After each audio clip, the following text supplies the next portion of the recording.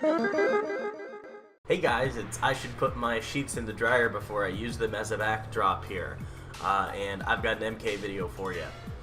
So I recently watched the Jade trailer, and I have to say that I really do like the direction that they went with the character. Before Jade, she never really was that interesting, if you ask me. I heard one of the words that even the staff used to describe her as sexy. And I mean, really back in the era where Mortal Kombat couldn't keep it in their pants, and they were giving everybody these ridiculous busts and outfits, everybody could be described that way. So that's not really a valuable part of that character's identity, if you ask me. Unfortunately, what I'm mainly here to talk about is how Jade being a part of this update really adds a lot of credence to the current leaks that we have. And I'm not really a big fan of these leaks. There's a lot of characters on here that I don't agree with, and I think that are really just taking slots from characters that fans have been wanting to see for a long time. So I'm going to pull up that list and get familiar with it. We're going to go over each of the characters that they could potentially be and what their implications are. So first off, we've got Cassie Cage, which honestly I'm not too surprised about her inclusion.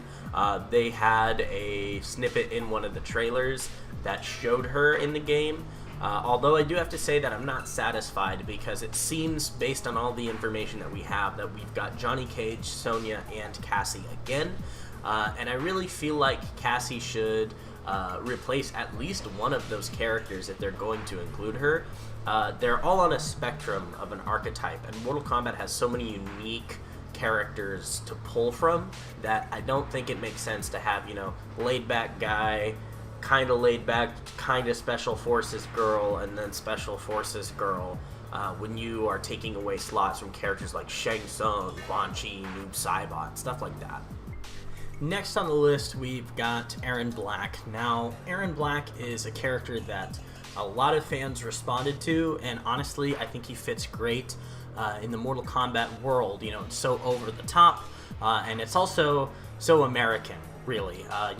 Mortal Kombat is one of the very, very few prevailing fighting games that are popular right now that is American-made, so how do you not have a cowboy in that universe? I think he's just a perfect fit. Glad to see him back.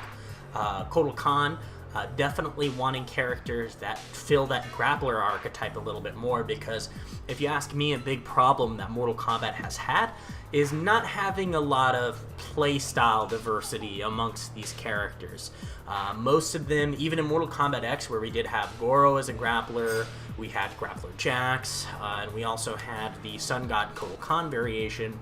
Overall, most of these characters were just about having these plus on block strings and great 50-50s, and zoning was so weak because of running. You really didn't get to see a lot of different kinds of archetypes in the game, so I'm glad that he's back to give us another grappler. So the next character that we have is Jacqui Briggs, and I'm definitely disappointed with this character returning. Not only was she not popular with classic players who really want to see those classic characters, but she also wasn't popular with people that were new to the franchise either.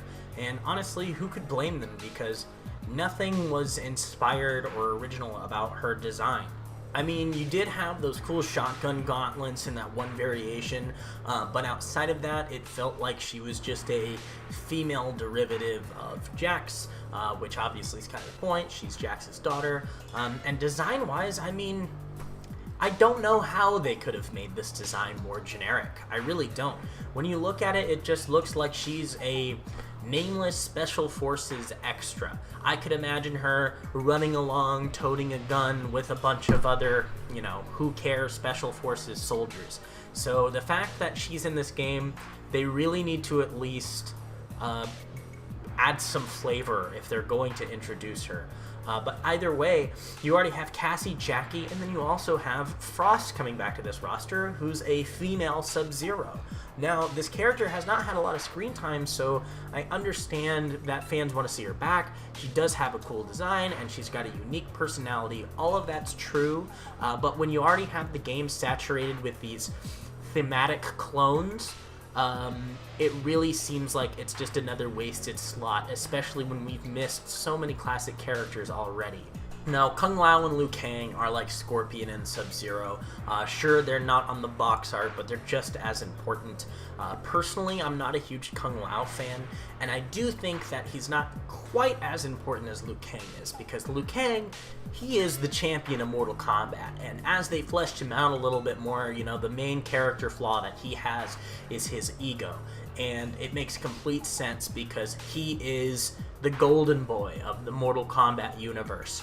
To have him out of it would be like having Mario out of Mario Brothers to me, you know?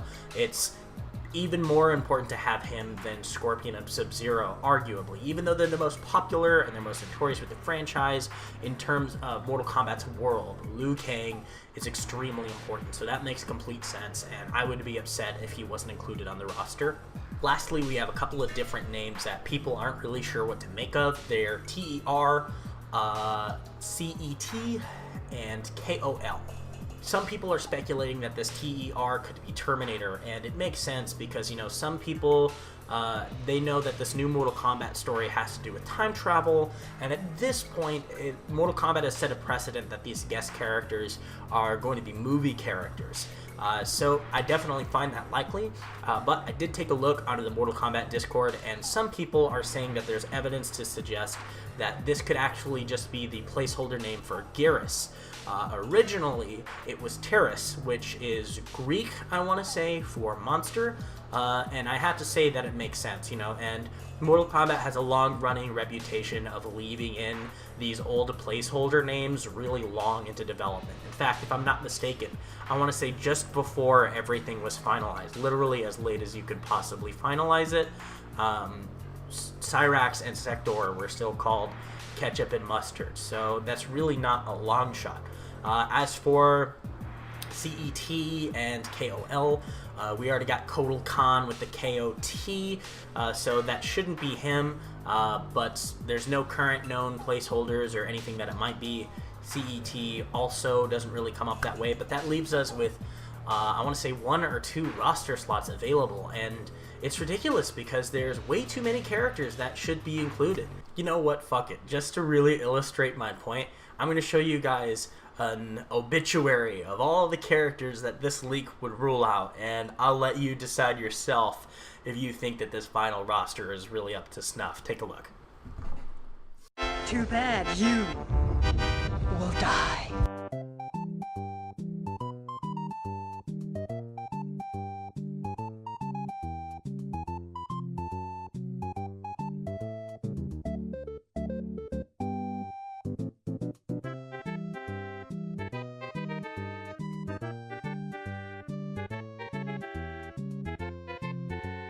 No!